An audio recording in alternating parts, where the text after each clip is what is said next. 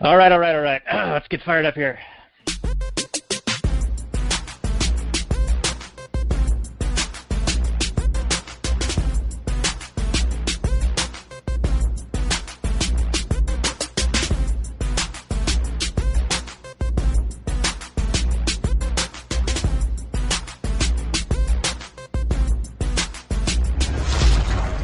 Maximum freedom. Read. Stay on target. Maximum. Stay on target. Maximum freedom. Read Rothbard. Well, hello and welcome to the Actual Anarchy podcast, the podcast where we talk about movies and television shows occasionally here and there from a Rothbardian and Anarcho-Capitalist perspective. We're going to maintain our series that we've been doing with the man behind Liberty Weekly with covering some Star Trek The Next Generation episodes. We're doing it all summer, and this one will be a lot of fun. Robert is my co-host, and we'll say hello to you for a moment before we get into the last night's portion of the show and introduce our guest, Pat McFarlane, once again. Hey, babies. How's it going? Glad to be here. Yeah, so in the pre-show, which is available for our Patreons, we were playing Pat's old sultry intro music, and Robert was giving... I was enjoying the hell out of myself. He was very, very pleasurable. He's quite flexible, that man, and he rarely leaves the house. So let's get into that last night's portion of the show, and hide your kids. You gotta do, baby.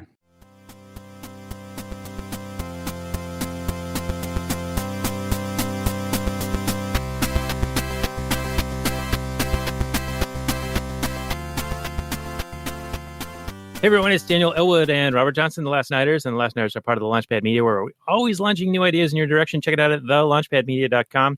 Tonight, we are continuing our series with Liberty Weekly, where we talk about Star Trek The Next Generation.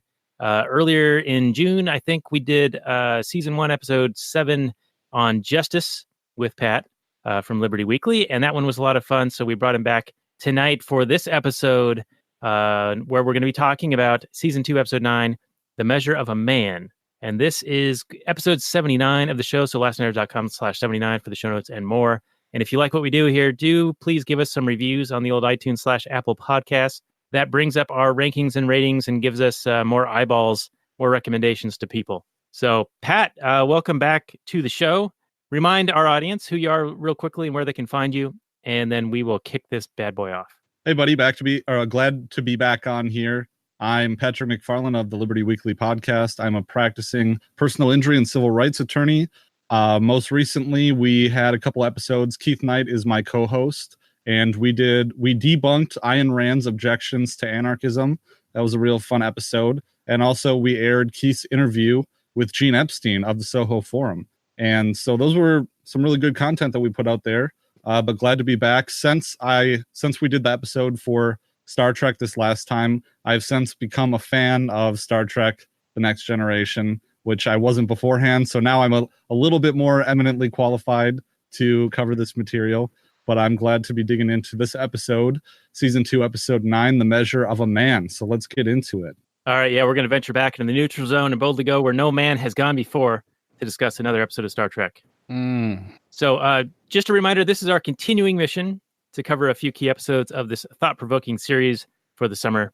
And after this one, we're going to do one more at least in August, which will actually be a continuation of this one, as you will come to see what we talk about here. So this is available on the old Netflix, and it is Star Trek The Next Generation, Season 2, Episode 9, The Measure of a Man.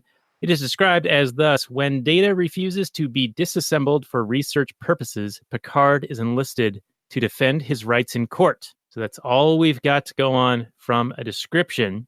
But then we've got a copious amount of notes. And might I add, and Robert, you can back me up on this, I had the foolish notion that we would not only have discussed this episode, but also the Justice episode at one time, and maybe even potentially the third episode that we're going to be talking about. So that was really, really dumb of me, because this one I think is going to be chock full of content. Yeah, you real stupid. Because my man, Patty McFarlane, he knows a thing or two about legal procedure. He knows what court systems are in Washington, D.C., and he will tell you all about it, regardless of the relevance or not. It's super relevant. Come on, guys. Objection. Objection. Sustained. This one, we got we got this dude who's coming up on the Enterprise, and he's like, Data, man, you're a talking toaster, and we're going to take you apart, and we're going to make more talking toasters, and it's going to be sweet because there's going to be all these talking toasters. And Data's like, what?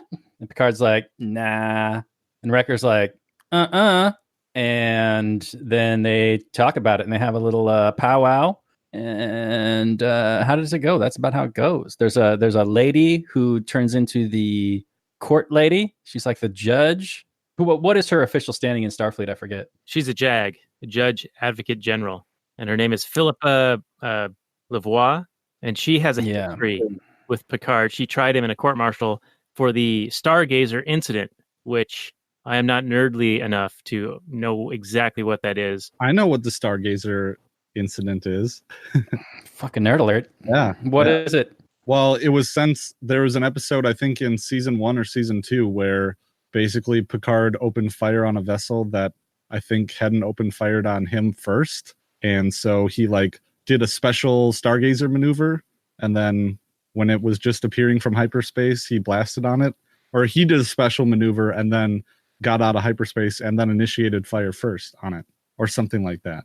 So there was a question about who was the aggressor in that event. Yes. And they like a very libertarian argument. Yeah, maybe we could do that one, but it happened before the Next Generation series came into being. So, but there's an episode that references it where they find the logs from the ship that Picard himself was on, and I think it's the Klingons who are trying to try him for that, or it's some of the people with the huge brows or the huge heads or something. But that'd be a good one to do. That doesn't narrow it down. That's every Star Trek race. The ones that are dirty capitalists that only Romulans or the Ferengis. Ferengis with the big ears. Yeah, those fuckers. And the forehead brows, and they want to make money. I said the forehead brow. Yeah, you were close. Okay. Yeah. They got the little teeth. Forehead brow Ferengi sounds almost Ferengi. Yeah. Yeah, close enough. It's a good episode. Yeah. Well, before we really get into this one, I like to go linear because I'm taking notes as I'm watching. So I'm going to direct this to you, Robert. The opening poker scene sort of sets the tone. And I know that you are a bit of a poker player / fan. So why don't you walk us through what is on display here? What's happening? And why is it relevant to the rest of the story? Man, you put me on the spot here. I didn't know this question was going to be asked of me. I'm not like a witness on the stand. Well, you could play Lady Gaga's poker face because you're born this way. So this is 1991 or something like that. So they're playing 5-card stud, which would be, I guess, the game people recognize as poker at the time. But nowadays, you'd be playing Texas Hold'em. Right, but this is before like poker became popular, like super popular in like the mid 2000s, right? Well, yeah, the 2001, I believe, was the first year they televised it because they had the hole cards and Chris Moneymaker won. And then poker exploded because it was actually interesting to watch. You got a guy, you see his cards, and you see what kind of decisions they make.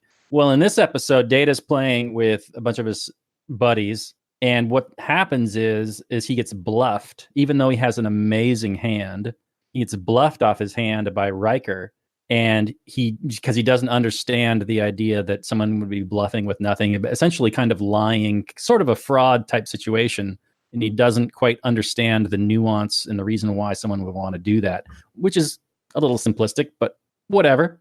Now, how would you say that applies to the episode, Dan? Because he's trying to learn about humanity, right? So he's not quite a human yet, but he is a sort of life form, I would say.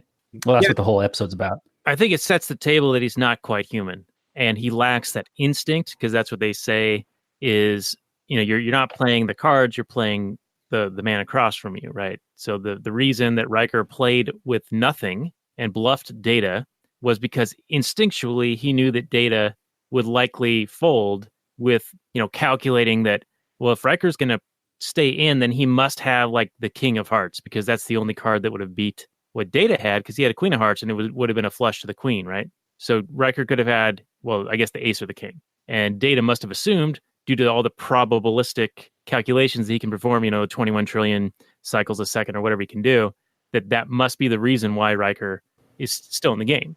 So right, if he was acting rationally.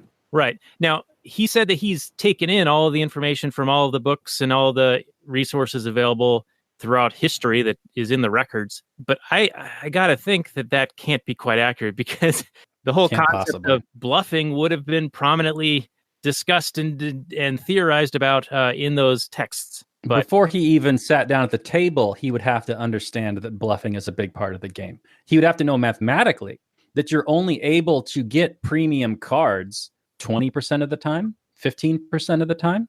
And in order to win the whole game, you can't rely on that kind of a percentage. You have to win 30% of the time, 40% of the time in order to win. So he would have to know that. So I think it's a bit of a flaw in the writing, but I get what they're trying to say. The important part is that you're coming out of it with Data is still studying humanity, and he's not quite there yet. right, and I think it sets up the audience to find Maddox and Riker's arguments in the opening of the little trial very, very convincing, and I found them convincing. I did, even in this second watching I did today. Oh, really, sir? Are you going to argue for the Data's a toaster argument? Well, that was the original finding. Yeah, he's Starfleet property. They can take him apart if they want to.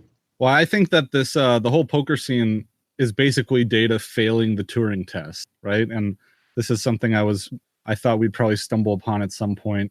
Is that the Turing test, for those of you who don't know, is a test of a machine's ability to exhibit intelligent behavior equivalent to or indistinguishable from that of a human. So if a human evaluator would judge natural language conversations between a human and a machine designed to generate human-like responses, I'm reading from Wikipedia here, the evaluator would be aware that one of the two partners in the conversation is a machine. So basically from that interaction, Riker knows that Data is a machine before he goes into, but because Data doesn't understand why someone would bluff, he fails the Turing test. Yeah, But of course, that's not necessarily Maddox's argument, though. He's Right. not arguing whether or not Data is a machine and everybody else is a human. He's arguing that Data is not sentient, which Right. is a different standard. right, and Because that's essentially the argument.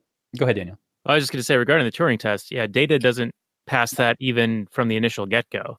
Like, Yeah. there's no question that he is an android, and he responds as such. He can't even do contractions, which seems odd to me. That if he's so advanced, it shouldn't be that much, that much more difficult to be able to do contractions. But yeah, the Turing test, I think that's like an artificial intelligence kind of measure, or whether like something has achieved a certain level. But Yeah. not necessary for property rights to come into play. And that's the other topic. Right, and Right. if we're going to go down this path just for a little bit longer before we get into the legality of all this, I think that this exposes the Turing test a little bit, because Data clearly is an artificial intelligence, yet he would fail a Turing test. Right. He would, but I don't know if the Turing test is the end-all be-all for sentience, though, right? I don't think that's what it's trying to establish. It's just trying to establish how good we are at creating artificial intelligences to mimic human beings, to mimic human consciousness and thought processes and rationality and that sort of thing. Right, so he would have failed that test, but he would have far advanced it in other ways. So really, it's just like one metric. Right. And that's a main criticism of the Turing test itself, is that the Turing test does not directly test whether the computer behaves intelligently. It only compares it to human behavior. Which is semi-intelligent at best, let's be honest. Right. I mean, socialism is really popular, so. Yeah, I mean, AOC got elected. Come on, people. I mean, I was going to say, yeah, massive props to you, Daniel, for pointing out the biggest major flaw in the Turing test organically and not referring to Wikipedia. That means I passed some test. Right. And speaking of AOC, Tom Woods just came out with his new book, AOC is Wrong.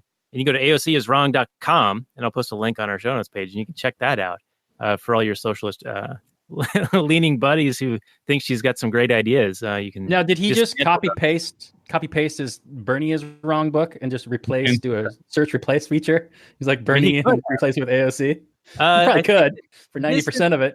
What he's done, I believe, is taking transcripts of his episodes where he's discussed topics that are relevant to her rhetoric and basically just put them as chapters in a book. So it's not like a fully, Not like Meltdown, where he's like sitting down and writing out chapters and. Right. Yeah. This is just, hey, here's transcript 1, 2, 3, what, about these topics. But it's still totally relevant and still just crushes her naivete and wrongthink.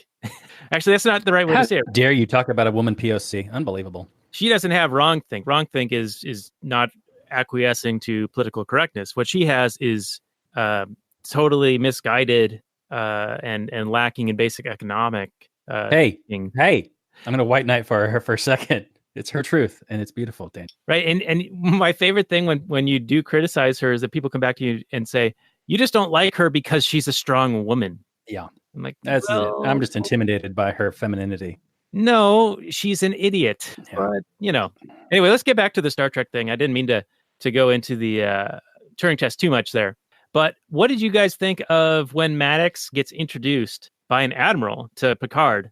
And the admiral's like, he kind of soft pedals. He's like, yeah, Maddox is going to have like a request for you later, but that's not important right now. I want to see the Enterprise. Like, it seems like a total setup kind of situation, Yeah, I would imagine in Starfleet situation, you're basically in a kind of a military organization where you're following orders, and maybe he knows that Picard's not going to be happy about this situation.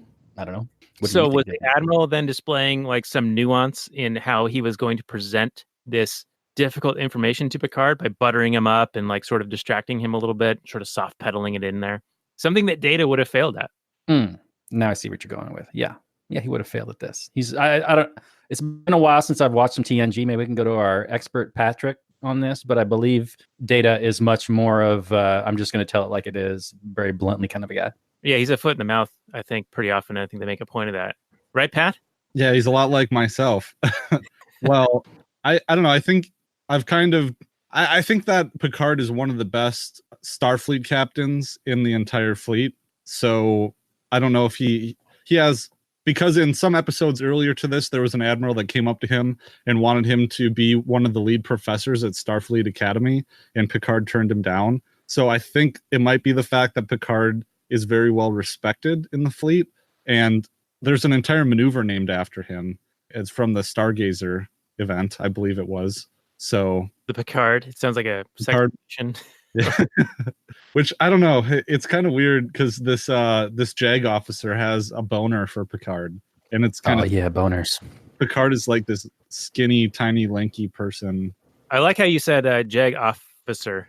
The JAG officer has a boner for him. And she's got some interesting commentary a little bit later on, and I've got a few notes on it. You sexy man. Innuendo in your endo. Or coming on to him.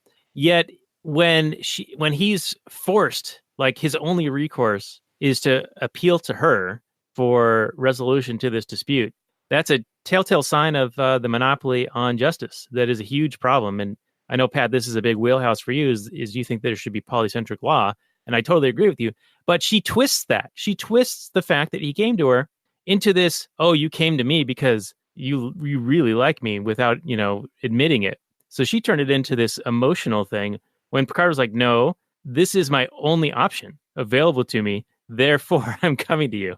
I thought that was pretty interesting. Yeah, it is weird. And trying to think about how conflicts are settled inside of a singular business. Do you outsource dispute resolution, or do you only have one HR person at your office? I don't really know. I don't know what the answer is to that. But I mean, within Starfleet itself, of course, there's going to be a monopoly. It's a singular organization. I don't know if they would outsource dispute resolution, or at least they would have more than one goddamn JAG office. Well, this is a new outpost in the neutral zone that just opened up. That's what the Admiral was talking about. And she just got assigned to this area, and she doesn't have staff. She has one naive ensign, and she actually tries to lean on that as a reason for not hearing Picard's petition against her ruling. And Picard's like, whoa, Miss by the book. You're required by your own rules to do this despite the lack of resources. Well, then doesn't she end up hearing the appeal herself? Yes, she does. So what the hell? But only after enlisting all the Star Trek main actor guys to serve as court people. I don't understand that either. I mean, these people are not at all qualified. Not that you have to get a license or be part of the bar or anything to do this, but... Hey, we got a janitor. He could do something. Right. Exactly. I mean, Picard blows up starships. He'll be a great defense attorney. That's right. And well, then it's the same Z's. Come on, Patrick. They go by seniority. I mean, you choose Riker as the prosecutor. All parties having a conflict of interest here.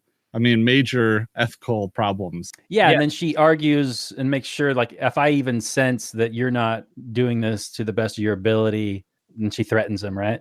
Yeah. Yeah, and when he refuses to do it, because he's like, well, I don't believe what I'm going to be arguing. She's like, well, if you're not going to do this, then I'll just rule summarily against you anyway. Right. So in a way, like, she's being this little totalitarian. Yeah. I think they Weird how that happens with Monopoly. Right, yeah, monopoly on that. But I mean, they do kind of solve it elegantly in the episode, I think. And as I was saying earlier, I found Riker's argument very convincing. Like, he literally is a machine. They take his arm off, they turn him off with a switch. He's now going to be turned off by a man, which never happens to you in the past. This is the first time. But Yep. prior to that, I really liked Usually it's the other way around. Data's interaction with Picard, where he's like, "Captain, I will not submit to the procedure." And Picard tries to go with this line of, well, it's important to Starfleet that they get this information and can create more beings similar to you to, think of all the possibilities, like we can do so much more, all this stuff. And Data says, well, LaForge has got these bionic eyes, right? And they're way superior to human eyes. So therefore, should every officer be required to gouge their eyes out and get these like fake eyes? That was pretty compelling. I like that. Yeah, that is an excellent argument against the greater good argument. If greater good is so great, then why aren't we always taking that path and enforcing that at all times? When they always want to do that, it's always at the expense of the individual and against the individual will. Right, and that's one of Rothbard's critiques of Benthamism is, well, greater good is fine up to a point, but say you're in the lesser number, then what? Is that an equality as a revolt against nature too? Egalitarianism? I get egalitarianism. Before we get further, did I mention that I briefly considered entering the JAG Corps? I think I've heard that before, yeah. During that one. For second year law school. I thought about it for all of like 2 or 3 days, and then I didn't. Also, JAG officers don't have to pass the bar. They can be admitted to any jurisdiction within the U.S. or its territories for any reason. Membership has its privileges. It does.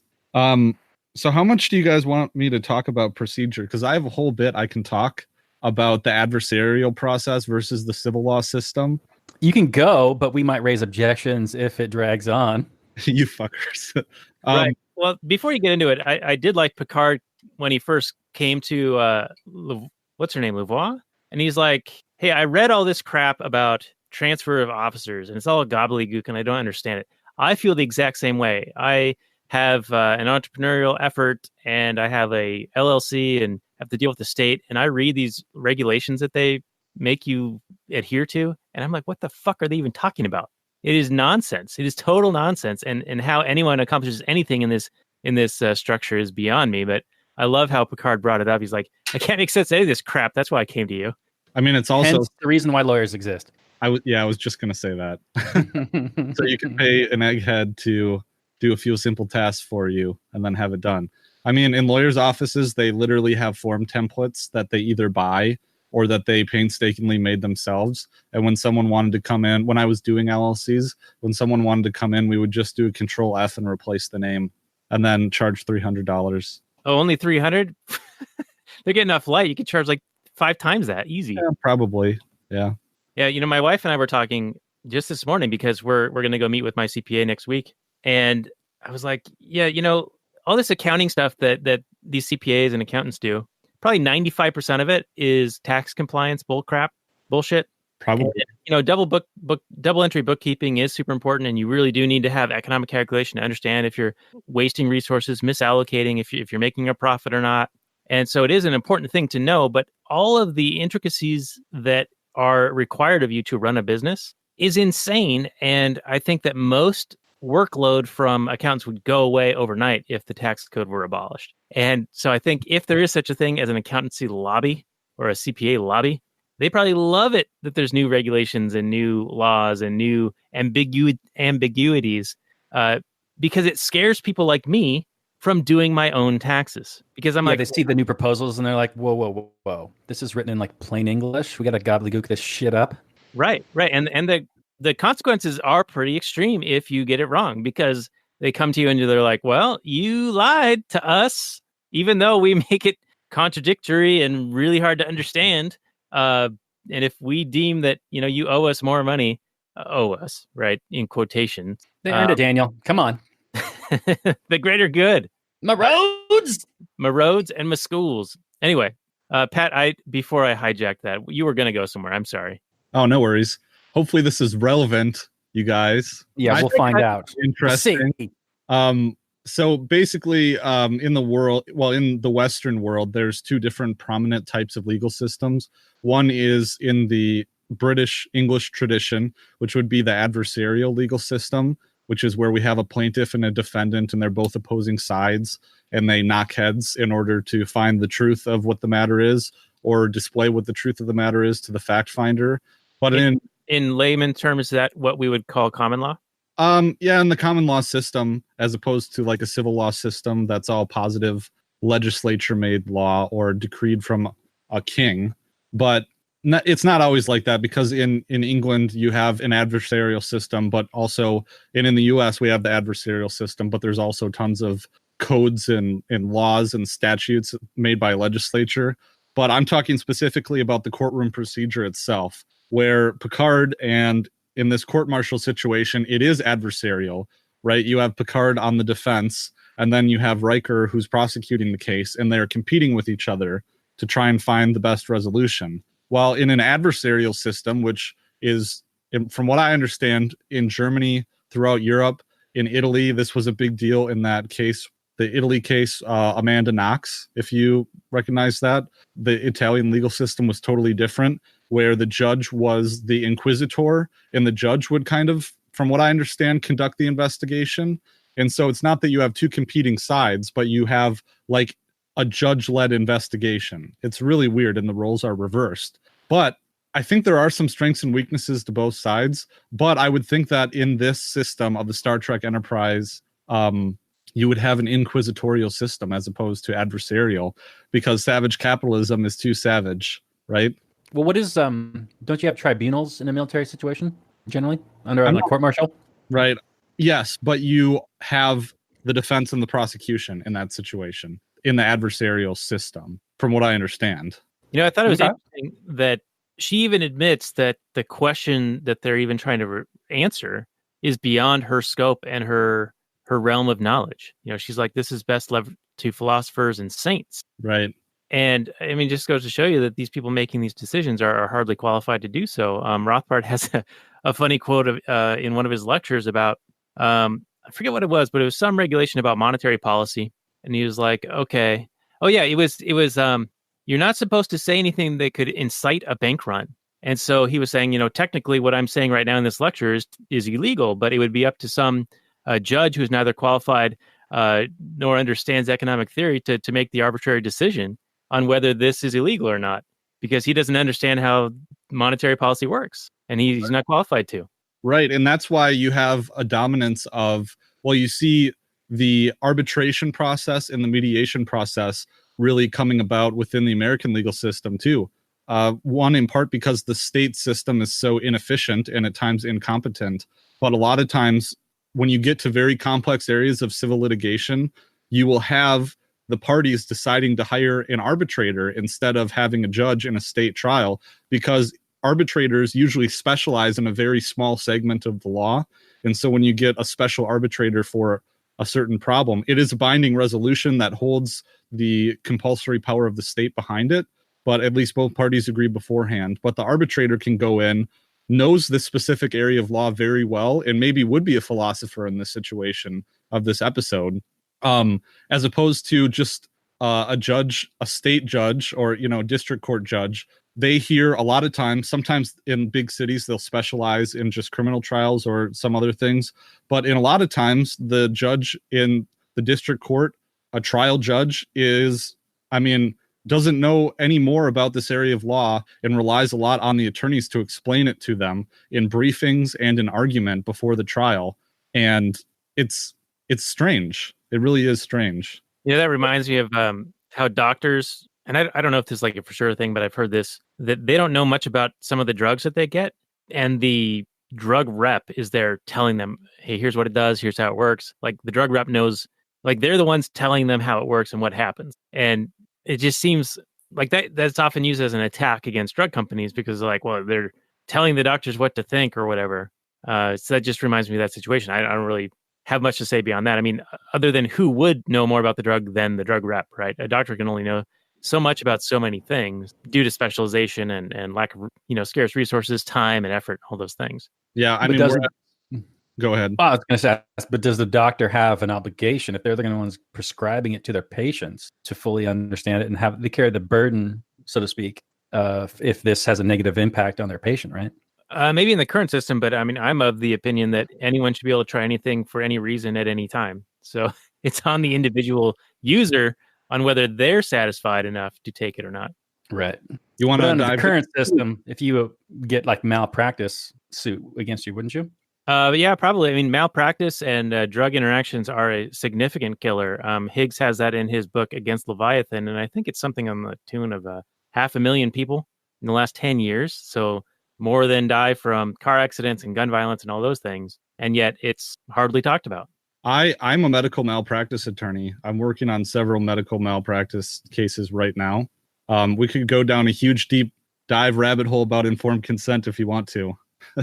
I don't think we're gonna have time for that, buddy. We're already over halfway through our show here.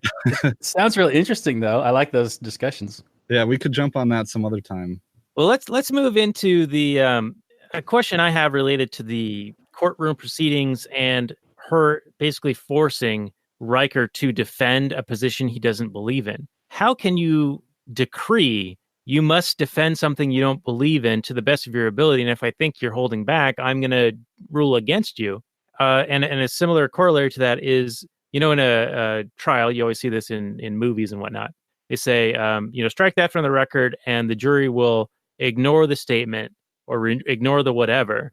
But they're human beings. They recollect. Like, it's going to color, it's going to flavor whatever goes from that point forward. You can't just, Men in Black mind erase them. Well, and aren't lawyers also supposed to give like the best job they can to a defendant, if regardless of whether or not he believes he's guilty, right? So you've got this murderer, and he's a murderer, but you're supposed to give the best possible defense anyway. So it's kind of There's a couple contrary to human feelings. I don't know what you call it. Well, there's a couple things to unpack there. I guess first of all, yes, a jury is not going to be able to unhear things, and the judge can instruct them to disregard certain evidence or testimony, but juries are human and juries are imperfect. And as an attorney, that kind of works into your strategy too, is that, sometimes you can ask a question and the jury can't unhear it, even if the judge would instruct them not to. Should you do that? I don't know. But that is something you calculate into it, so it's all part of your grand strategy. On the other hand, it's an ethics violation. If you have a strong moral conviction against your client, you petition the court to recuse yourself from the case. If you know that you are unable to provide the type of representation that your client deserves, you have an obligation to petition the court to recuse yourself. Now, the court can hear your arguments and either approve it or deny it. But if you do have a huge moral quandary with it, you can certainly petition to do that. Well, that's what happens exactly in this. Yeah, Riker recuses himself, and she's like, aha, too bad. Yeah. I wonder if they have ethics rules. I'm sure they do. It's encoded. It's part of Wisconsin statutes, at least here. Most states, they have ethics rules that are legislated. Yeah, so it seems like either Starfleet doesn't have those sort of ethics, or they're conveniently left out of this episode. Right. Now, I want to talk a little bit about Data and his sentience and, the Turing test we talked about earlier. But Maddox is basically saying, hey, I've got the gist of how to preserve your memory, and you won't lose any of that stuff. And Data's response is, well, you might have the memories themselves as data points, but you're not going to have the nuance or the flavor. And that reminded me of, Robin Williams in Good Will Hunting talking to, what's his name? Matt Damon. Matt Damon. He's like, Matt Matt Damon. Guns are bad, okay, but I'm going to use them in every single one of my movies. But Robin Williams was like, well, what's it feel like, or what's it smell like in the Sistine Chapel? And that's basically Data's point here, is that you're going to lose the flavor of the moment. That could be lost, and there's an ineffable quality that you're not going to be able to replicate if you dismantle me and then rejack my mind Matrix style into my body again. Absolutely.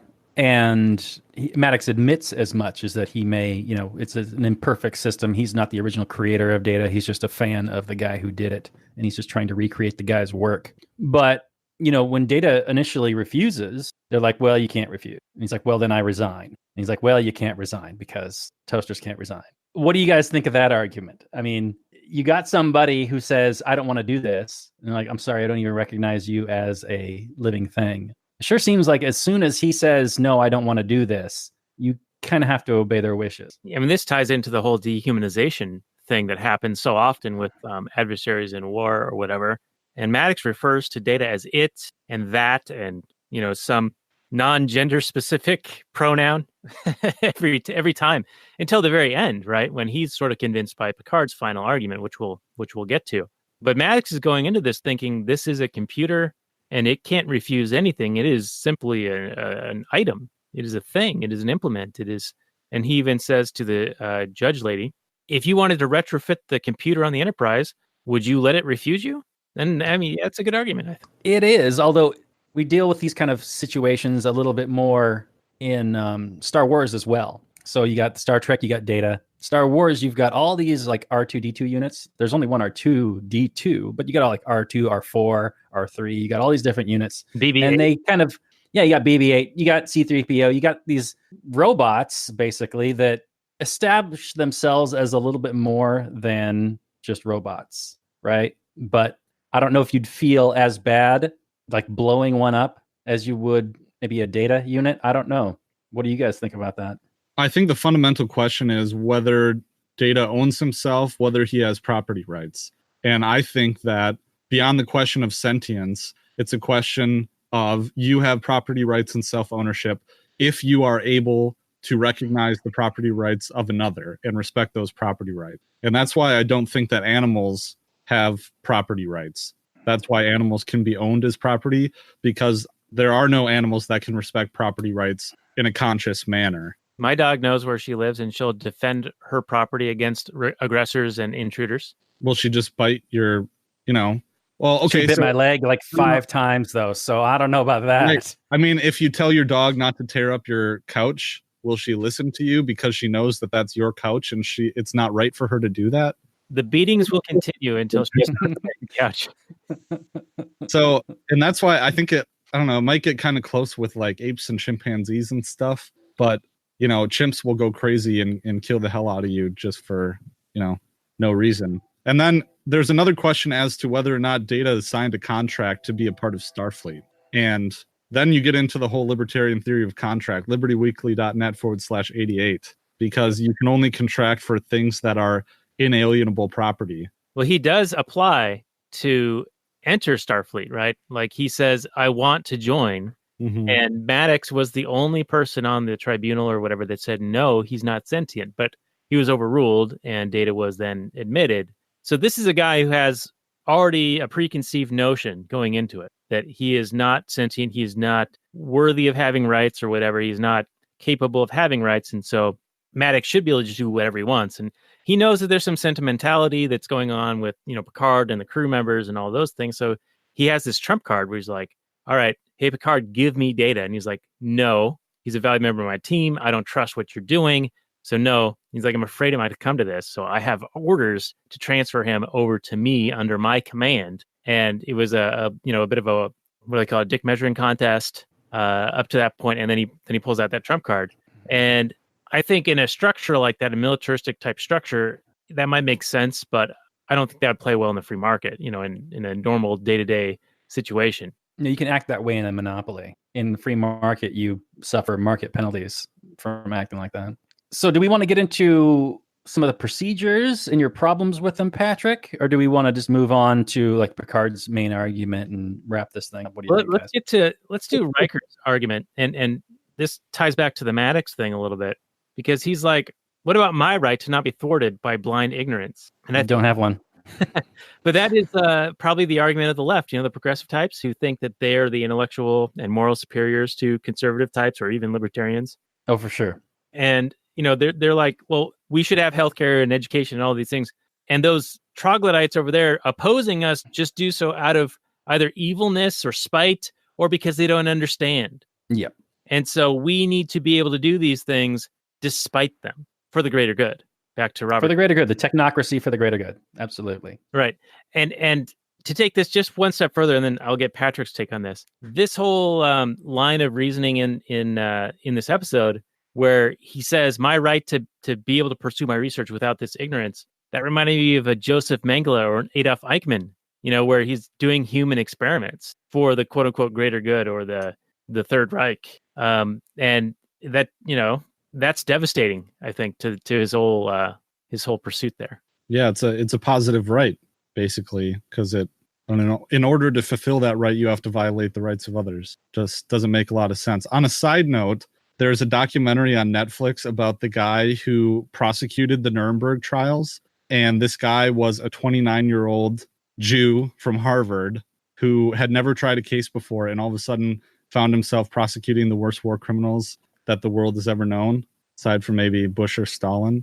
It was really interesting, really inspirational. But then he goes on to fund the UN Criminal Court, which is like the Federation, basically. Basically, yeah.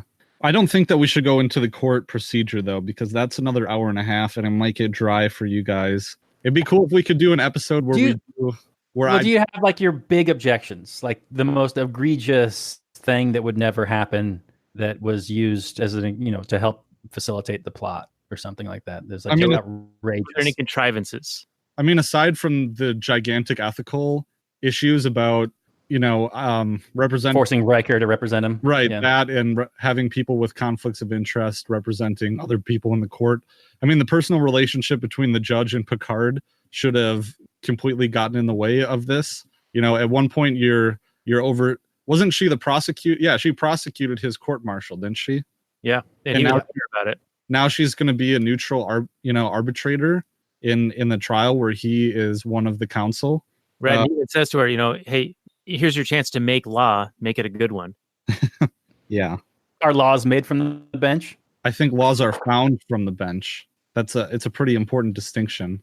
You get into the Federalist Society, judicial conservatism would say that a judge's role is to say what the law is and not what they think it should be. So I'll let you chew on that. But other than that, I mean, there were lots of evidentiary issues that I'd have to rewatch it to really pick apart and do a play-by-play. And the procedure of the trial itself was just thrown off. There was a lot of what Picard would do a direct examination, or he would do a cross-examination and then break out into argument. That's unacceptable. You save your argument to the closing remarks. You don't argue with the witness on cross-examination. You don't argue your case on cross-examination. You wait till the fucking closing argument to argue. So in your words, then My Cousin Vinny is a more accurate portrayal of the court. It's a little bit more. Okay. Actually, it's a little bit more accurate. Yes. Okay. Now, it's possible they have this different system, right? And so they do allow this bit of back and forth, but it also makes good TV, compelling TV, because you sort of have to have the argument. You have to have the audience convinced, that, hey, Riker's got a pretty good argument here. And what's Picard going to do? Did I mention to you before we did My Cousin Vinny that one of the Supreme Court justices cited My Cousin Vinny in an opinion? Yeah, we posted show notes on that. Actually. Right on. And where can they find that, Daniel? Oh, man, when did we do My Cousin Vinny? It's been a while. I'd have to go back and look up the number, but I'll post that on our show notes page here at lastnerd.com/79 for this episode. We're talking about Data. Is he sentient or not? Does he have property or is he property? Oh, one last thing, sorry, about... So the one thing that was accurate about the trial and that Picard did very well is that he focused on what we call a prima facie case. And prima facie is basically establishing your case according to a given set of elements. You demonstrate to the jury that if A and B and C are met, then I win. But basically what Picard did is said, okay, they've met element A and they've met element B, but element C does not exist. Therefore, I win and Data gets his way. So I thought that was accurate. Yeah, I actually thought that was really cool because it reminded me of how Robert P. Murphy argues climate change. He basically takes their argument as a given and their data and says, okay, even if I accept every premise that you offer, you're still wrong. That's awesome. It's a good way to argue, too. Yeah, so what are those three things that... Because Picard asks Maddox, what do we got to do to prove that Data essentially has property rights, to put it in libertarian terms? Yeah, he says, well... No, go ahead. I thought you were asking. I could. I was also asking rhetorically. Intelligence, self-awareness, and consciousness. Intelligence is clear. He talks about his computational cycles per second or whatever it is. Self-awareness, yeah, he knows what he is and who he is. They ask him, what are you?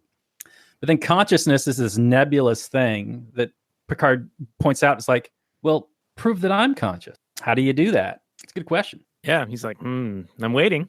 It was pretty convincing. It was pretty damn convincing. Yeah, and then, the other thing that he shows with Data is that he has sentimentality, right? He brings up these artifacts, or he has his accolades read, right? In the very early part, and Riker's like, oh, we accept all this into the record, and Picard's like, no, play it. I want to hear all these accolades.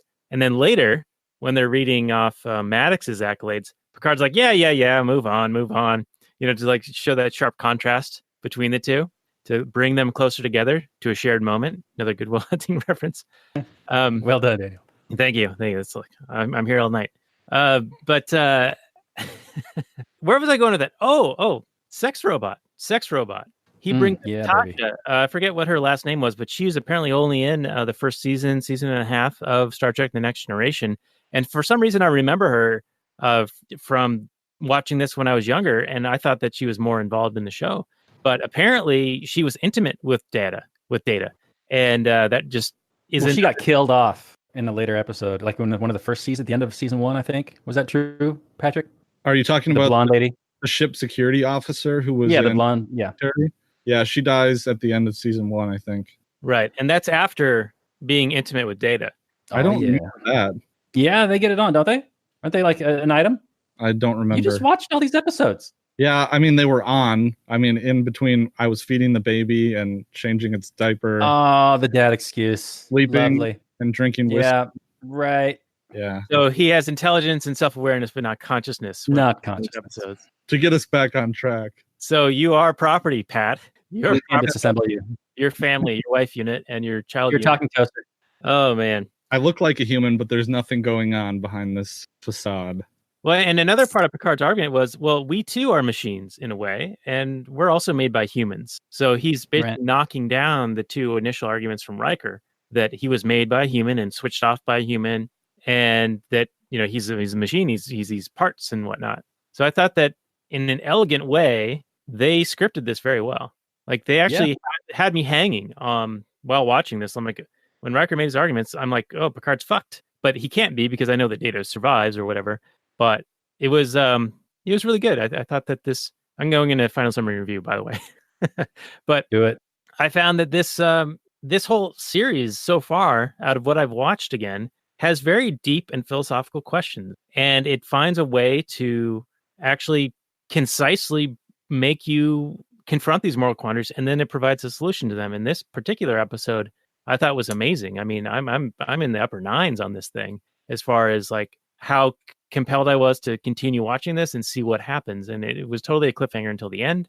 And they still don't like totally have the answer, but they know that they don't know the answer. And that's enough to thwart this risky procedure from happening to Data, because something unique could have been lost. And even Data says, hey, eventually, Maddox, your investigations in this area might yield results. And at that time, I'll be ready to help you. But you're not ready yet. And Picard's take on this was, well, we're taking this this decision here is going to apply to a whole new race of sentient beings at some point. Like eventually we are going to have an entire population of these. It's like the Empire making the stormtroopers, right? They're all the clones, right? So here I am mashing up like multiple universes here. And that's what led Picard to do his slavery argument after talking to Whoopi Goldberg. Because she's like, oh, they're going to have value, they're property, and they're disposable beings. And will we care about their rights or their feelings or things that are done to them? And will we put them in riskier situations? And I mean, that's the ultimate decider in what happens with this. Because I mean, she's not wrong. You are going to treat them as disposable, but if they are sentient and unique and have these feelings, they have individuality, they have negative rights, they have rights to not be molested or destroyed or put in undue risky situations without their consent. And just overall thought this was a beautiful episode. So I'm going to go with a 9.1 on this bad boy. Nice. Yeah, I echo a lot of your thoughts, Daniel. This is an excellent episode. I remember this show being fantastic. Not this particular episode because I don't remember it from back in the day, but I remember just TNG being well written. I saw a honest trailers recently that reminded me of a couple episodes which are a little more shithouse, but this isn't one of them. This is one of those classic episodes of television that reminds you what good things can come from network TV. Yeah, this is fantastic. The questions that it poses, and like you said, it didn't have all the answers, but it recognized that it didn't have the answers. So I think, when it comes to sentience, this episode kind of reminds me of like parents and having children and how they hold their rights, essentially their negative rights in escrow until they declare themselves to be adult and fit and autonomous. And as soon as Data, who is obviously a thinking, self-aware, capable of learning thing, declares his autonomy, you have to respect that. He claims his negative rights, his negative property rights. I think you can't treat him like just some talking toaster, some fancy Alexa device. When you do that, you are committing an aggressive act. So this is an excellent show. It's like a 8.8. I'm going to go just a little under Daniel's excellent score, but 8.8 is still fantastic, especially for like a TV show. Are you kidding me?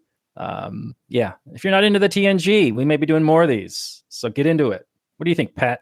Yeah, see, I wasn't even a huge Star Trek fan before we started this. I think I said that on the first episode. So I hadn't, before you guys made me, my wife had tried to make me watch this TV show, but I never got into it. And now that I had to for you bozos, I watched 3 episodes. And I think this is the episode where it really kind of started to click for me, maybe. And then so it became the show that I put on when I'm taking care of the boy and sitting on the couch and wanting to sleep instead. But it's not the greatest episode that I've seen so far. It was very good, not of the TNG, but I'd give it a 9, solid 9. It was a really good episode. Well, you're teasing us. What is the best one you've seen then? I haven't decided yet. There's one with a world full of like strong women. Oh yeah, Amazon Town. Yeah, Riker goes down and Death by Snoo Snoo. Yeah, Death by Snoo Snoo. That's a good way of putting it. So, sweet. Yeah. Or the other one where that blonde-headed bimbo dies. I like that. She dies. She's from, I hated her. She played in the first Pet Sematary movie, and I hated her in that. So I'm glad. I was glad. The one who was sex robot with Data? Sex robot with Data. I forget her name. I'm glad she's dead. Wow. Wow. I hate her. Yeah, so a single death is a tragedy, Pat, but millions is totally fine, which was echoed earlier in this Star Trek episode where Data says he's a single entity is a novelty, but thousands is a race. Picard says that, right? Did you just confuse me with Picard? Because I'll take that. Well, you are balding, so. Oh, that's a little below the belt. It's a dig. Mr. Luscious Locks over there. They're quite luscious and long. Well, this has been a lot of fun, Pat, and I think that the next one we do in this monthly series, early in the month, will be very much related to this. In fact, almost a genetic lineage version of this, where Data has a child or creates a child, and then we get into questions of parental rights and whether the sentience and rights afforded the parent as established in this episode apply to the offspring, or if it is offspring. And that is the question. And also the title of the episode, The Offspring, I believe. And so we'll be doing that one probably early August. But Robert, what are we doing after this? I think that we have an incomplete on a movie that we had talked about last week that was an incomplete movie until our discussion and the extended version made it make more sense. But we still have more to say on it. And I think also the follow-up to it. I want to do this Star Trek series once a month so that we can refer to it as, well, it's that time of the month. Time to do Star Trek. But what you said is true. It was weird. It was weird doing an episode and then not giving my final summary and review. We just kind of ended it. And it was like, but I have to give a score. It's like, no, we're gonna finish it. We're gonna finish it later. We're gonna finish Batman v Superman with Shaheen, and then we're also going to do Justice League along with it, which apparently there's not as much to talk about. I remember watching Justice League and just being dreadfully bored when I wasn't like outright outraged. Well, I guess I call it nerd raged because of the dumb things that are in it. But we'll see. Maybe with fresh eyes. Shaheen kind of raised my appreciation for Zack Snyder just a little bit little bit higher than it normally was. So maybe I'll look at it again and maybe see a few good things, but I doubt it. Shaheen is an OG, man. I love that guy. He's a good dude. He's a good dude. I was gonna start singing The Offspring back when we mentioned The Offspring, but you segued really quick, so we're gonna deprive the audience of that. We'll say Hey, come out and play. I was gonna do She's Got Baggage, and it's all the emotional kind. tell you Yeah, what, keep them separated. during our Patreon bonus content, which we affectionately called Kathleen Turner Overdrive, why don't you bust out the guitar and Yeah. knock that one out, huh, buddy? Yeah, I'll have to learn it first. I'm sure it's simple. All right. Well, I think that's going to do it for this episode of The Last Nighters, episode 79, I want to say. Yeah, show notes more at lastnighters.com/79. If you like what we do here, you can hit us up at Patreon at lastnighters.com/Patreon. Also find us on the Launchpad Media, and please do give us a review on the old iTunes and or Apple Podcast, whatever they're calling it these days. You could also give us a subscribe on the old YouTube, like us on Facebook, send us all your money, the Buy Dre a Ferrari Testarossa fund, whatever you got. And that's a movie we should do at some point too, Robert. The NWA movie, Straight Outta Compton. I think we talked about Yeah. That's one of the negotiators' top 2 movies of all time. Oh boy, we're gonna have to do that one then. So anyway, we will be back next week with Justice League and a wrap up on Batman v Superman, because I had a bunch of stuff that we didn't even get to because Shaheen was so nerdery. He took us to Nerdery University on the background on this thing, and we didn't even get to talk about some of the issues I thought were worthy of discussion in the movie. So Yeah, so he pulled the Patrick, is what you're trying to say. He took us down to Nerd Town with the Patrick style talking. He broke out the Lex Luthor's plan, which is actually important information because if you just watch it, it doesn't seem like he has really a plan, or it seems like a bunch of things are happening. But Shaheen broke it down for us. yeah, and it was also he went down the Patrick path, but in an interesting way. Oh, fuck off. And with that, I'll say goodnight from last night.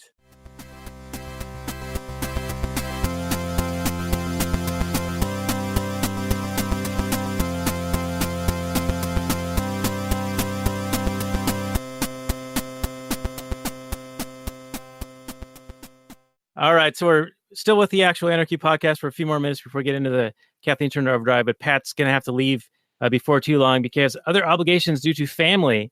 So is he property or is he a sentient being of his own? We will decide right now in this final moments here. You can't prove he is. I can't unprove it either, but Pinocchio is broken. Now, I thought that we were going to lean more heavily on the slavery argument because apparently every libertarian has to sign some anti-slavery pledge these days. According to Sarwark, right? Not a neo-Confederate or whatever. But I feel like we still had a ton of content to talk about even without getting into that area. And in a way, and hate me because I'm beautiful here. We do. But I thought that the whole Whoopi Goldberg being the one to make the point that it is in fact slavery if they're creating a race of disposable beings, they're going to do their bidding and they're not going to care about their welfare and all these things was a bit PC in a way, even in 1993 or whenever this was made. Yeah, it's a bit on the nose PC. But Star Trek has got a history of PC activity like we've talked about in the past. A little less obvious. I'd say they kind of integrate it into the storylines a little more organically than the ham-fistingness that happens these days, but still is a fairly progressive show. I mean, for a socialist utopia in space in the future. Yeah, right? It seems like a stretch to me, Whoopi, but okay. I mean, Data, honestly, at some point, doesn't he say, I'm fine with it, I have a duty, so do with me what you will.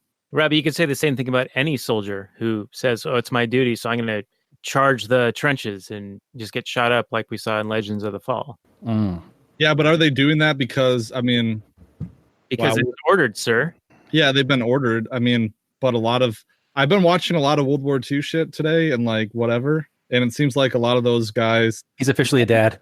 Children were sold into it and but they still at the same time felt like it was their duty to go and do that. So even though they didn't want to do it, they did it anyways. Right, like Data. Yeah. He would have done it anyway. So basically you're making my argument for me. Thank you, Pat. You're a terrible lawyer. It's undeveloped. That's all right. That's okay. Are they going against their will, though? I mean, it's wrong, yes, but do soldiers who volunteer to sign up, are they doing into it? I mean, yeah, it's kind of on the individual to make their own decision, and they suffer the consequences of their choices. But they've been indoctrinated and lied to. Yeah. It's but those contracts all have all legitimate contracts have escape clauses, and there's no such thing as you can just leave the army once you join it. You can't. Otherwise, you're AWOL, and they come and drag you down and throw you in jail. I think we should enslave everyone and have them fight each other for our amusement. Well, I formally refuse your procedure, but I'm willing to help you in the future, Pat. So one final thing I wanted to bring up, because we only have a few more minutes here, but at the very end of the episode, Philippa Louvois and Patrick, or Jean-Luc Picard, I don't know why I'm saying Patrick. Jean-Luc. They have another, sexual innuendo thing. Oh, yeah. And he says, Philippa, one more thing. Dinner? And she says, you buying? But I thought this was Star Trek, The Next Generation. There's no money. No one is buying anything. Look at the money in space. They've moved past money. That's a barbaric thing of the past. It's a relic. So were they just using it as a colloquialism, or did it mean something? Was it just innuendo? Was this a sexual overture on their part? Were they speaking beneath the words, so to speak? Or is Star Trek inconsistent? I lean on the later. It's inconsistent as fuck. You're a wise man, Pat. And I believe you should have the freedom to explore that question yourself. Thanks for giving me that right. So, Pat, what do you got coming up next before we say goodnight to everyone here on the Actual Anarchy and get into our Kathleen Turner Overdrive? Well, I am doing a podcast on Friday with DK Williams of The Law with DK Williams, and we're talking about the Supreme Court case where the Supreme Court refused to strike down state gerrymandering laws. So that should be pretty interesting. All right. Yeah. I've seen him on the Launchpad Media and interacted with him a little bit. He's a pretty smart guy. I've seen some minarchist leanings though, so you might want to explore that a bit. Well, see, I picked this case specifically because of that, because I knew that we'd agree a lot, or I figured we'd agree a lot on what was said. So even though he is a minarchist, this is a topic that we can both tackle with relish within the sphere of the current system. Maybe I'll ask him about that. I'm not sure yet, but he'll be a really good guest. He's a lawyer guy. Yeah, you guys got to stick together. I'm building myself up for Stefan Kinsella, which I've been talking to for a little over a year and emailing with, but I feel like I got to be on my complete A game and have read everything he's ever written to interview him for some reason, which is not the case, but I just want to be perfect when we finally meet. Setting yourself up for failure. I like it. Yeah. Yeah. I mean, if your mission is to seek out new life, well, there it sits. You're right, Pat. You've been at this game for a couple of years now. I think that you'll do just fine. Yeah, it's probably time. It's been time. All right. Well, look for that, Liberty Weekly fans. Patrick's going to put on his big boy pants and get Stefan Kinsella on after his DK Williams episode, which I'm sure will be brilliant. So look forward to that. And this, I don't think I mentioned this in the opening, but this is episode 136 of Actual Anarchy. So you can find the show notes more at actualanarchy.com/136. And any final comments from you, Robert, before we say goodnight to everyone? I just want to say how much fun this was. I always enjoy having Patrick here with us, and he brings a level of expertise, sometimes a little bit dry, sometimes a little bit wet. And it wouldn't be the same show without him. So hopefully he can keep coming back for these Star Trek episodes once a month. That'll be a lot of fun. It looks like it's a never-ending mine. I mean, I don't know if we want to do every episode, of course, but I'm sure we could pick out some really strong content to keep this thing going. So looking forward to that. We're establishing a jurisprudence of summer specials. This is the second summer special that we've done. So we'll keep the ball rolling. Yeah, baby. Yeah, always a pleasure, guys. Thank you. All right. And speaking Thanks, of the ball rolling, we are going to keep that Batman v Superman ball rolling as we tumble into Justice League and hopefully knock all those pins down next week with Shaheen's triumphant return. He's our Batman man from Adelaide, and that'll be a lot of fun. So come back to us for that, and we're going to get into some Kathleen Turner Overdrive, which is available for our Patreon supporters. Hit us up at actualanarchy.com/Patreon. Thank you very much, and maximum freedom, everyone. Good night.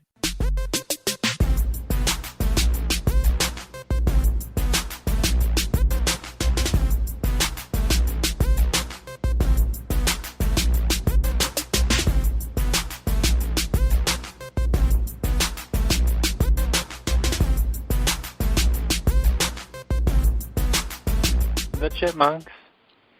CHIPMUNK. We're the Chipmunks. Guaranteed to brighten your day. Do do do do do do do do do do do do.